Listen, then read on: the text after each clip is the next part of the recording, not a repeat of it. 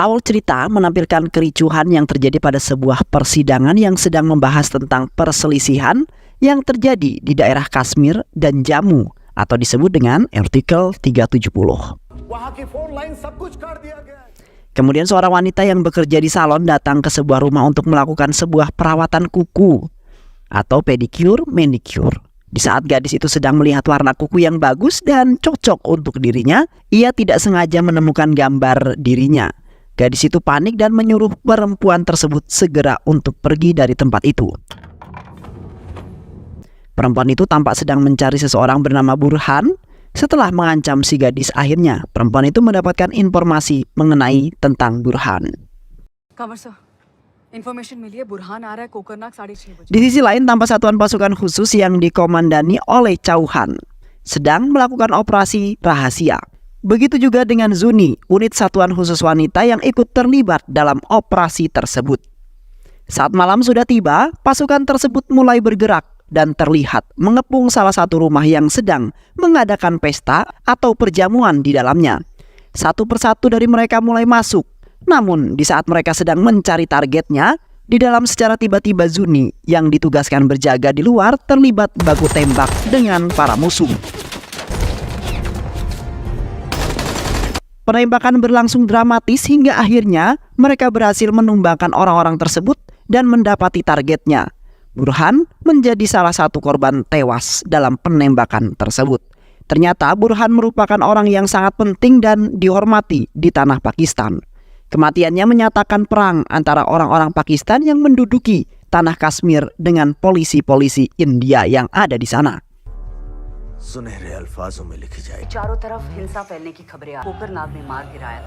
Kemudian tampak Zuni yang dihukum atas kelalaian yang dalam menjalankan tugas.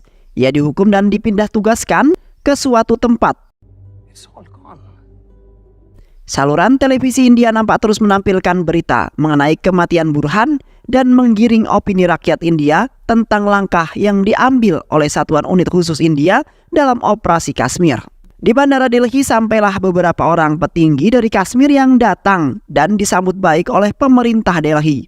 Setelah melakukan perjamuan di Delhi, Zuni mengantar mereka kembali. Namun di saat perjalanan menuju pesawat, salah satu petinggi Kashmir ternyata mengenal ayah Zuni, membuatnya teringat akan kematian ayahnya yang bunuh diri di sebuah danau. Zuni kembali mendapatkan tugas bersama Niab dalam sebuah misi di Delhi bersama dengan Sausan dan salah satu rekannya. Petinggi Delhi mulai menjelaskan rencana dan memberikan target operasi bagi Zuni dan tim NIA, dan tergantung mereka sekarang ialah isi pemasok Kashmir. Kemudian mereka mulai operasi dalam sebuah pabrik kacang ilegal. Mereka berhasil melumpuhkan mereka yang memberontak dan menangkap yang tersisa. Setelah melakukan serangkaian pembahasan dan juga melontarkan beberapa pertanyaan kepada petinggi Delhi, mereka pun berhasil menangkap satu orang yang bekerja sama dengan isi. Give me Abdali. Namun, ketika hendak melanjutkan perjalanan mereka dihadang sekelompok orang yang tampak marah dan merusak mobil pasukan ENIA. Mereka menuntut pembebasan bagi pemimpin yang ditangkap. Mereka mulai melempari dan merusak mobil pasukan NIA dengan batu dan memaksanya untuk keluar. Kemudian Zuni yang bersikeras menahan Abdali dan enggan menyerahkannya kembali. Kemudian mengikat Abdali di depan mobilnya dan berhasil membuat sekelompok orang itu tidak berani menyakiti pemimpinnya Abdali. Lalu memberikan jalan kepada mobil NIA demi keselamatan dan nyawa sang pemimpin. Sampailah mereka di kantor. Ketika di penjara, Abdali mencoba untuk membunuh dirinya dengan menabrakkan kepalanya tepat ke tembok penjara. Zuni yang panik segera berteriak memanggil dokter. Di lain sisi terlihat Jalal yang sedang menelpon seseorang. Dia mengatakan bahwa dirinya khawatir karena Abdali yang tertangkap satuan khusus. Namun Adrabi berkata, Jalal tidak perlu panik karena kita bisa bekerja sama saat ini. Kemudian Dahal yang mengetahui bahwa Jalal dan Andrabi merencanakan hubungan kerjasama segera menelpon Zuni untuk memberitahukan hal tersebut.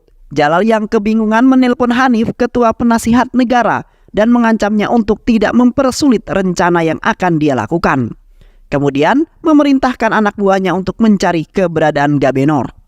Di kantor rekan Zuni berkata bahwa Rajeswari mungkin tidak memberitahu kita keseluruhan tujuan misi ini. Mungkin saja mereka memainkan permainan besar yang tidak pernah kita ketahui. Media televisi tak henti-hentinya memberikan berita mengenai perkembangan perebutan wilayah Kashmir dan Jammu. Di tengah perjalanan Sausan kembali ke kantor, dia diberi kabar oleh Zuni, namun karena keterbatasan sinyal menyebabkan keterbatasan komunikasi di antara keduanya. Tak berselang lama, tiba-tiba mobil merah misterius yang datang dari jalur kiri menabrak dirinya ke mobil yang dia tunggangi para satuan khusus, termasuk Sausan, menyebabkan ledakan yang besar dan menewaskan seisi mobil. Upacara kepergian pun dilakukan, menyebabkan isak tangis yang mendalam, terutama Zuni yang merasa bersalah telah mengikut sertakan Sausan ke dalam kasus tersebut. Namun Rajesh berkata kepada Zuni, kematian Sausan tidak akan sia-sia, karena mereka telah menemukan nama pengganas Kashmir, yakni Yakub. Yakub pula lah yang bertanggung jawab atas kematian 40 tentara termasuk Sausan. Setelah mereka menangkap Yakub, mereka menginterogasi Yakub, namun tidak memberikan jawaban yang sangat jelas. Kemudian Zuni yang geram masuk ke ruangan dan melempar Yakub hingga menggantung di udara. Di sanalah Yakub yang ketakutan akhirnya serius mengatakan semuanya. Sampai Zuni akhirnya mendapatkan nama di balik semua ini, dalang yang bekerja sama langsung dengan isi, yaitu Zaiko. Lalu Zuni mempertanyakan tentang dari mana datangnya mobil pengebom dan siapa pengebom yang berani mati tersebut. Ternyata mobil tersebut datang dari selatan terowongan menuju Kashmir. Pengebom itu ialah Adildar, anak berusia kurang dari 20 tahun dan sempat terlibat banyak kasus kejahatan, namun selalu dibebaskan oleh Kawar. Emosi Zuni langsung meledak seketika. Mengetahui orang yang berkaitan ialah berasal dari negaranya sendiri. Dia datang ke kantor Kawar yang memakinya di sana. Zuni pun mengancamnya untuk jangan merusak kejayaan satuan khusus lagi, karena mereka telah kehilangan 40 personil karena kecerobohan Kawar. Dalam rapat menteri dan petinggi India, mereka membahas tentang kemunduran isi dan juga pembatalan artikel 370 karena keterlibatan PBB dalam kasusnya. Namun Rajesh yang menyangkal melepas Kashmir memang berarti melepas masalah dunia. Namun bukan berarti itu membebaskan India dari sebuah masalah yang besar. Justru itulah yang menjadi inti dan akar permasalahannya. Media televisi yang semakin berani dengan mengundang Jalal pada acara live-nya dan mempertanyakan tentang masalah artikel 370. Melihat hal itu, Zuni menjelaskan kepada kelompok satuan khususnya tentang operasi 5 Agustus, yakni operasi menuju tanah Kashmir tanpa ada pertumpahan darah yang akan terjadi di sana. Akhirnya mereka pun membentuk rencana sedemikian rupa dengan mengumpulkan kemungkinan-kemungkinan yang dapat menghambat operasi tersebut. Juga mencari salinan-salinan dokumen tentang artikel 370. UN में भी कई कंट्रीज ऐसी हैं जो इंडिया के साथ tidak membuahkan hasil. Mereka kemudian mencoba untuk menyamar dan masuk ke dalam museum negara untuk mencari salinannya. Setelah memakan waktu yang cukup lama, mereka pun kemudian menemukannya dan segera bergegas pergi menuju dari museum. Namun saat perjalanan kembali ke kantor mereka, tampak diikuti oleh orang misterius, lalu terlibat baku tembak dengan beberapa orang setelah menguasai pertempuran. Tiba-tiba salah satu dari mereka melempar sebuah bom tangan masuk ke dalam mobil Zuni dan juga rekannya. Ledakan bom tangan tersebut tidak membunuh mereka, namun membuat mereka hampir tak berdaya. Beralih ke kantor Rajeswari, nampak pengurutan kasus pemberontakan yang terjadi di India dari tahun ke tahun. Setelah selesai, Rajeswari tampak didatangi oleh satu awak media untuk memberitahukan bahwa Pakistan telah mengetahui tentang operasi 5 Agustus. Hal tersebut tidak menghentikan mereka. Satuan khusus yang dipimpin oleh Zuni mulai melaksanakan operasi 5 Agustus. Menjarah Kashmir tanpa adanya penampakan darah, menyebabkan kegemparan di dunia internet dan media televisi. Beralih ke Pakistan, mereka mendapatkan sebuah bocoran rencana milih India yang berasal dari Kawar dan mulai melakukan pertahanan di tanah Kashmir. Sesampainya Zuni kepada Jalal, pemimpin Kashmir, dan memberitahukan kepadanya bahwa dia dan anak buahnya akan segera ditangkap. Juga mengatakan kepada Jalal bahwa ia yakin kematian ayahnya bukanlah bunuh diri, melainkan pembunuhan, dan itu berkaitan dengan Jalal. Dia memperingatkan Jalal bahwa ia akan segera menerima bayarannya. Di sisi lain, PMO sibuk menyiarkan berita mengenai pergerakan-pergerakan yang dilakukan India, juga operasi-operasi militernya. Namun mereka tampak panik setelah mengetahui bahwa data yang diperolehnya tentang operasi militer India ialah palsu, dan juga tentang Yakub yang akan dieksekusi pada 5 Agustus, menyebabkan huru-hara di kantor mereka.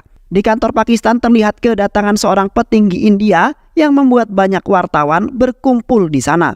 Dan terlihat bahwa Pakistan nampak seperti masuk ke dalam jebakan yang direncanakan oleh unit satuan khusus yang dipimpin oleh Zuni.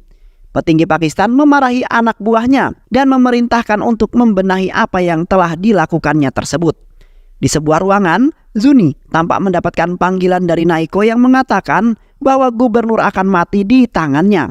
Lalu Zuni segera memerintahkan unitnya untuk menjaga di sekitar rumah Gabenor. Ternyata di tengah-tengah perjalanan Zuni mengetahui bahwa tujuan utama Naiko Ilahi ialah Jalal, bukan Gabenor. Zuni langsung memerintahkan pasukannya untuk kembali ke Kashmir dan menjaga kediaman Jalal. Di sebuah persidangan mengenai putusan undang-undang yang dikeluarkan pemerintah India, terdapat 2 kubu yang bertentangan di antaranya. Persidangan berlangsung dramatis. PMO mendapatkan izin untuk menyiarkan sidang tersebut yang membuat seluruh India, bahkan dunia, dapat menyaksikan tegangnya persidangan. Persidangan tersebut dihadiri banyak sekali orang-orang yang penting, pengacara dan juga wartawan. Salah satu pengacara mengatakan bahwa keputusan peresmian undang-undang baru memang harus dilakukan supaya mempermudah akses Kashmir dan jamu keluar dan dalam negeri. Namun, sekelompok orang yang tidak setuju mengatakan hal itu hanya akan memperburuk keadaan artikel 370. Tidak boleh dicabut dan dibiarkan Kashmir merasakan kemerdekaan yang harusnya mereka rasakan setelah lama. Petinggi India mengatakan keputusan ini dilakukan demi kepentingan negara. Namun, hal itu semakin membuat mereka yang tidak ingin Kashmir dan Jammu kembali ke tanah India marah dan berteriak-teriak di dalam ruangan. Setelah perdebatan yang panjang, orang-orang yang merasa tidak setuju dengan keputusan hakim berbondong-bondong keluar dari ruangan persidangan dan persidangan dilanjutkan dengan cara pengambilan suara. Keadaan semakin menegangkan tatkala melihat keterlanjutan nasib negara dan rakyat berasa di ujung jari petinggi-petinggi. Serta pengacara setelah beberapa waktu final pengambilan undian memenangkan keputusan peresmian undang-undang yang baru, menetapkan hakim dan menghapus artikel 370. Seluruh India yang menyaksikan persidangan tersebut dan bersorak-sorai setelah mendapatkan kemenangan. Pengacara India pun mendapatkan apresiasi penuh oleh presiden. Kemudian, scene kembali menampilkan pasukan Zuni yang tampak dipantau menggunakan sniper dari kejauhan. Tak berselang lama, mobil pasukan Zuni yang berada paling depan langsung diberondong tembakan dan membuatnya terjungkal. Ketika hendak pergi, salah satu mobil ditabrak dan mengepung pasukan Zuni. Ternyata ini adalah perangkap. Baku tembak pun tak terelakkan, satu persatu korban kembali jatuh pada saat itu. Pertumpahan darah kembali terjadi di antara teroris dan pasukan khusus dengan menggunakan senapan mesin berat. Naiko dengan mudahnya menghujani pasukan Zuni dengan peluru-peluru yang kemudian membuat mereka tak dapat bergerak dan terpojok pada saat itu. Di tengah-tengah ketakutan dan kebimbangan yang menimpa Zuni, di antara pilihan harus mundur demi menyelamatkan beberapa pasukan yang tersisa, atau harus terus berjuang demi kemenangan dan mengorbankan sisa pasukan yang tersisa.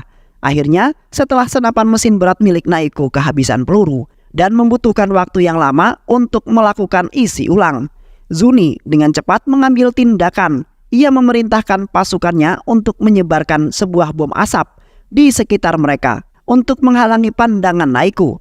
Kemudian pasukan Zuni mulai melumpuhkan satu persatu musuh dari dalam gumpalan asap. Namun naas, Naiko kehilangan semua pasukan yang gugur dalam perang tersebut.